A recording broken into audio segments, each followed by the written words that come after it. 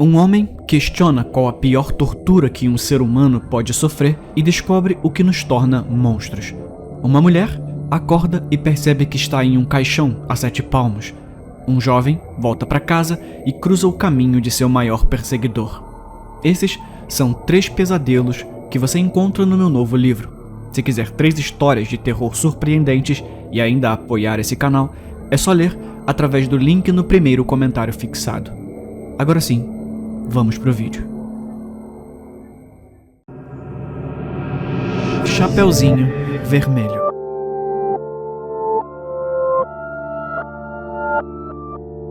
Seu avô ligou, a minha mãe disse quando entrei em casa. A sua avó teve outra noite ruim e o seu avô precisa de ajuda. Eu nem tive tempo de tirar minha mochila antes que ela me emboscasse. Eu tenho mesmo que ir. Eu choraminguei. Sim, você tem que ir, Molly. Ela insistiu. Ele nos ajudou quando precisávamos. Agora precisamos ajudá-lo. Minha avó esteve confinada a uma cama nos últimos 5 anos. Até recentemente, minha mãe era quem ia ajudar meu avô sempre que ele ligava. Mas agora que eu tinha 16 anos, ela estava me obrigando a ajudá-lo. Tá bem. Larguei minha mochila no chão antes de voltar para fora para pegar a minha bicicleta. Meus avós moravam em uma fazenda na periferia da cidade, que era um passeio de bicicleta de 5 quilômetros para mim. Felizmente, eu só tinha que ir até a casa deles. Meu avô sempre me dava carona na caminhonete dele. Meu avô estava parado na varanda quando subi o caminho de cascalho. Ele acenou para mim quando me viu e eu acenei de volta. Oi, vovô. Cumprimentei enquanto encostava minha bicicleta na varanda. Mamãe disse que você precisava de ajuda de novo. Sim, ele admitiu. Desculpa continuar ligando pra vocês assim. Tá tudo bem, eu menti. Eu não me importo. Numa garotinha da sua idade, não deveria ter que lidar com essa merda, disse ele. Ele não teve nenhum escrúpulo em xingar perto de mim. Eu não sei por que sua mãe continua mandando você em vez de vir ela mesma. Acho que ela tá tendo dificuldade em lidar com tudo isso. Eu ofereci, como desculpa. A condição da minha avó piorou nos últimos meses, e era por isso que ela estava tendo tantos dias ruins ultimamente. Venha para os fundos e vamos conversar. Ele gesticulou para que eu o seguisse enquanto caminhava pela lateral da casa. Atrás de sua casa havia um grande celeiro que antigamente era usado para abrigar o gado que meus avós criavam antes da minha avó adoecer. Nada vivia nele agora. Segui meu avô até os fundos do celeiro, onde ele tinha uma lona estendida. Quando ele levantou a lona, eu engasguei. Puta merda, eu disse, depois de ver os 3 cadáveres mutilados que jaziam sob a lona. Puta merda de fato. Meu avô concordou. Ela realmente teve uma noite ruim. Declarei. Normalmente, quando minha avó tinha uma noite ruim, ela matava apenas uma pessoa. Isso geralmente era suficiente para satisfazer a sua fome. Por que você acha que ela fez isso? Fiz um gesto para os corpos.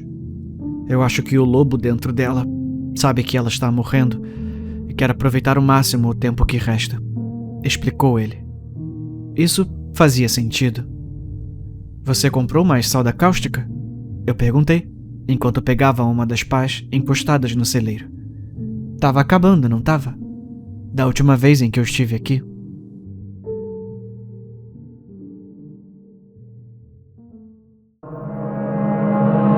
O relatório da autópsia.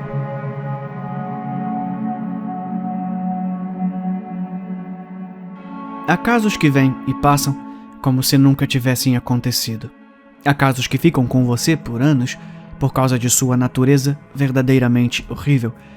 E então houve este, aquele que me fez ir embora. O nome dela era Avery.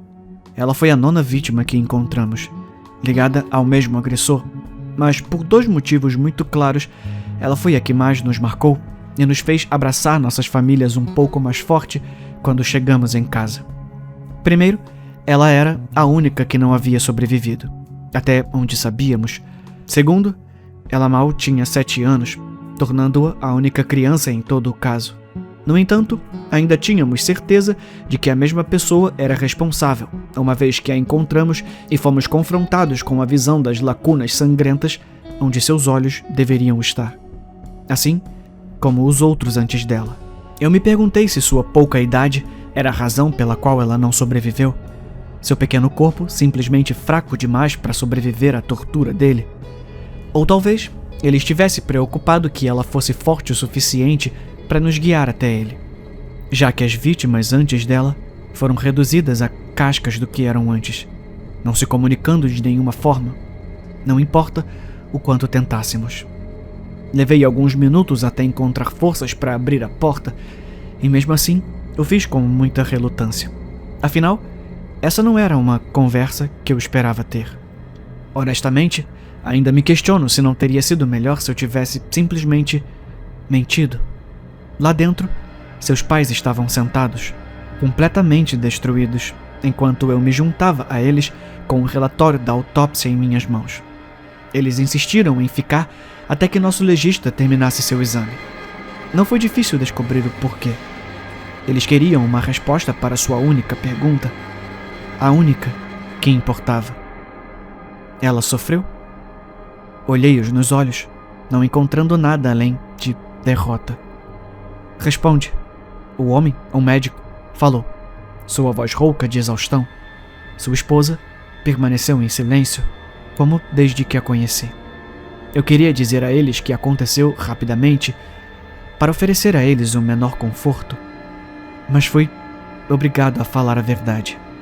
Então eu expliquei a eles como o legista informou que seus olhos foram levados enquanto ela ainda estava consciente, como sua morte foi causada por perda de sangue, como ela provavelmente desmaiou um pouco antes de seu último suspiro, e todos os outros detalhes que eles pediram. Poucos minutos depois, ambos estavam chorando silenciosamente, e decidi que já tinham ouvido o suficiente. Mas a pergunta que eu mais temia me fez parar no meio do caminho. Eu deveria saber que o médico poderia ter se perguntado. Um legista, ele sussurrou. Como ele sabia que ela estava consciente quando arrancaram seus olhos? Eu engoli em seco, lutando contra a náusea que senti desde que descobri. Ele os encontrou no estômago dela, senhor.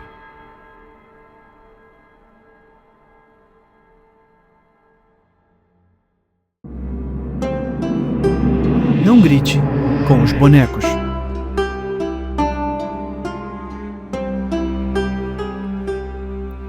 Jack tinha acabado de completar 7 anos, quando seus pais o trouxeram ao meu escritório. Um pouco temperamental, disseram.